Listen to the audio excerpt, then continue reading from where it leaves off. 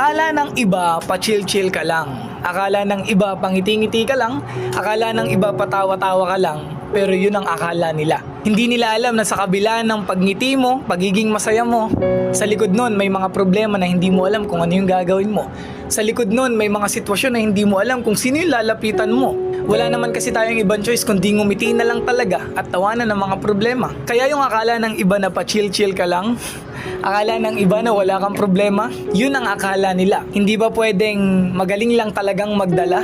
Kasi wala namang option kundi lumaban eh. Kaya ikaw na nanonood, alam ko sa kabila ng pagngiti mo, may mga problemang hindi mo alam kung paano mo susolusyonan. May mga sitwasyon sa buhay mo na hindi mo alam kung sino yung lalapitan.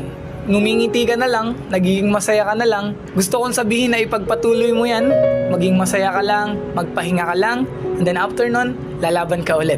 Ingat palagi, stay safe, and follow me.